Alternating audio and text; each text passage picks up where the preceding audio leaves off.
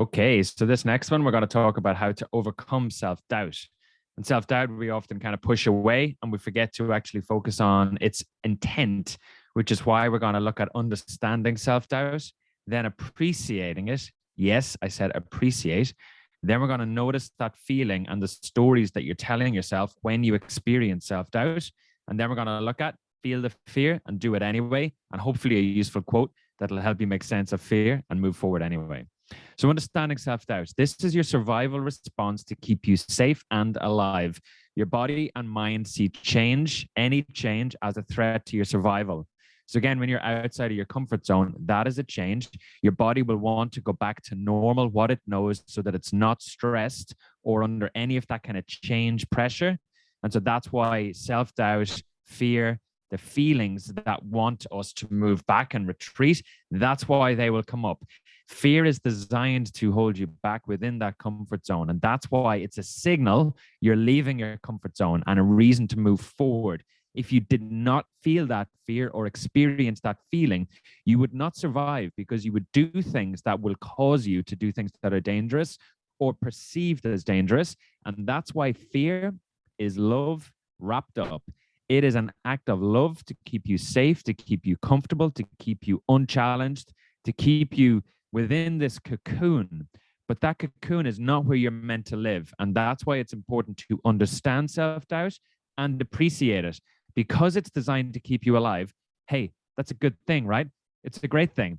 This is keeping you alive. It's also a reminder or a signal to test how committed you are to what you've committed to, as in, if you have a clear enough purpose and you're working towards, fear, self doubt will rear their heads to test your commitment, to test how willing you are to face that fear.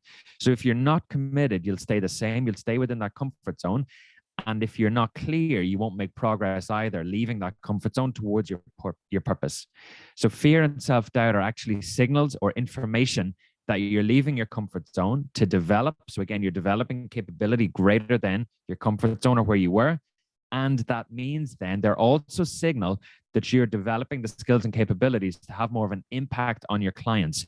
So this is why you should, or at least it's an invitation to appreciate self-doubt for that information. And that's also a reason why you must keep going despite the fear and the self-doubt. It's information that you're leaving your comfort zone, you're growing and developing, you're being tested in your commitment to your purpose. And then it's also a signal that you're making progress if you're feeling these things. So this is why you notice that feeling and the stories that you're telling yourself. So where do you feel self-doubt? So typically it's this kind of sense of unease or tension or nervousness or maybe a discomfort. So that's why tuning into that feeling again will help you appreciate and understand what you're feeling. And again, it's that signal to say you're leaving your comfort zone, you're having a bigger impact, or at least developing the skills and capabilities so that you will have that bigger impact. Your fears and stories that you tell yourself are all bullshit. They're all designed again to hold you back, to keep you safe. We think, for example, as coaches, we need to be XYZ. We need to look, we need to do, we need to be certain things, like what Instagram tells us is perfect. Or if we do this, well, then we're going to have a Lamborghini, any of those kind of things.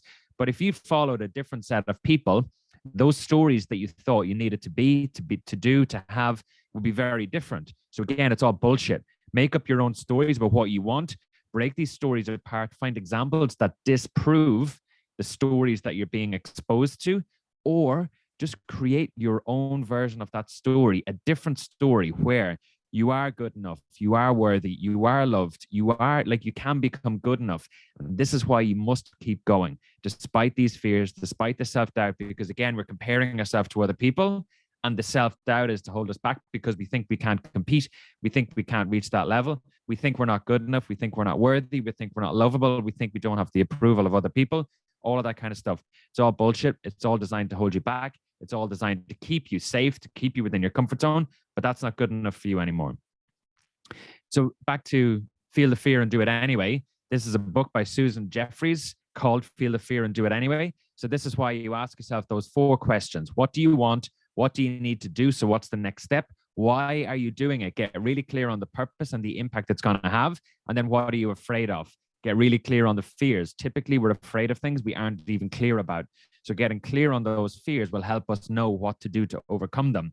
Then you do it. You face the fear, you overcome those challenges, you move forward, you make progress, you feel better about yourself. If you make your dreams bigger than your fears, well, then the fears disappear because the dreams are too great, too big. So that's why you have to get clear on these fears, or clear on the dreams. You can get clear on the fears as well as the last step, but don't forget to create this vision of the future that excites you more than your fears will hold you back. And that's why when you face the fears, when you move forward through them, despite fear being existent, you feel courage or choose to be courageous despite the fear. The fears will not disappear. They're a constant companion on the path towards progress. They're a constant companion on the way to success. They will not disappear. They're information that you're making progress, you're developing skills, you're leaving your comfort zone, you're having a bigger impact, all of those kind of things. If you didn't feel them, you wouldn't be making that kind of same progress. So feel the fear, do it anyway. And that is how you overcome it. It will not disappear. You must proceed anyway. See you in the next lesson.